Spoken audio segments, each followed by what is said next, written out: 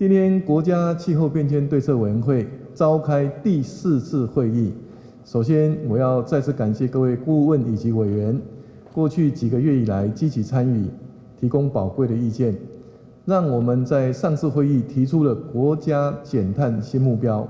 持续迈向2050净零排放的愿景。前天是世界地球日，我也在这个场域跟许多环保团体朋友见面交流。我也非常感谢这些环保先进伙伴们，为了守护台湾这块土地所做的努力与贡献。在全球气候变迁以及国际贸易格局重塑的浪潮中，频繁的极端气候灾害在全球不断的发生，国际供应链的减碳需求也持续扩大。近来，美国政府提出新的关税政策，也对台湾的产业带来许许多多的挑战。我们注意到许多产业因为经营的不确定性提高，民间对减碳 ESG 转趋观望。对此，行政团队已经积极审时度势、滚动式的调整策略，一定会做产业的后盾。然而，无论外在环境如何变化，绿色转型与永续发展都是国家长远繁荣的基石。我们必须坚持具有韧性与前瞻性的策略，来推动国内产业低碳转型与永续发展，打造完整的绿色供应链，提升产业的国际竞争力，也强化我们的国力。政府会和民间携手合作，化危机为转机，积极面对气候变迁与净零转型的挑战，让台湾的经济持续转型进步，坚持迈向低碳及永续，让国家继续向前行，让台湾变得更强、更好，也更具韧性。今天的会议将由环境部及经管会分别报告因应变局，掌握绿色转型契机，以及绿色及转型金融台湾净零的助力，向大家说明行政团队如何强化气候治理与执行力，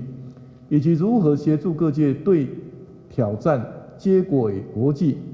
掌握契机，共同迈向低碳永续的新未来。政府将会稳健执行碳定价体系，与国际制度接轨，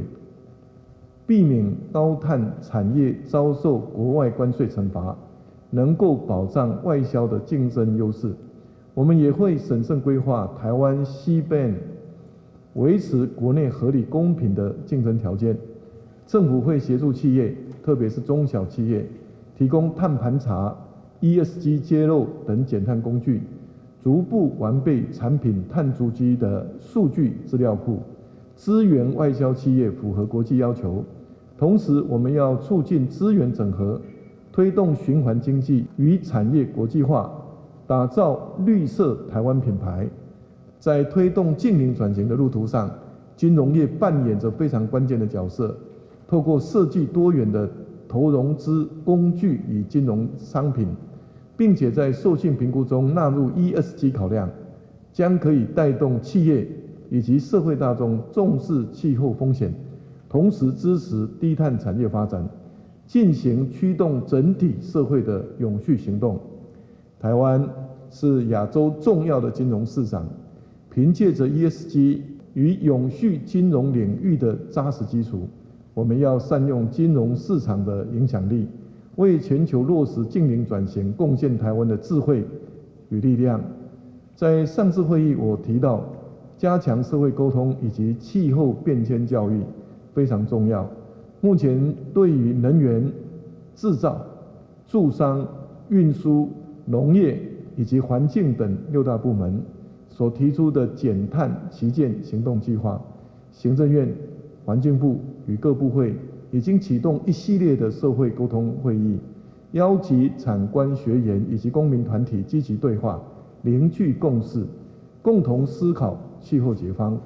此外，环境部已经结合大专校院，成立净零绿龄人才培育联盟，将在北、中、南、东4区分设区域培育中心，扩大绿领人才的培训量能，除了走进大学校园办理讲座活动，我也希望能够针对高中生与教师规划推出气候与净零的线上课程，因为在净零这条路上，我们不能遗漏任何人，更要积极和年轻朋友对话，让年轻朋友逐步走入新兴的绿林产业，来为国家增能，为台湾的永续未来扎根。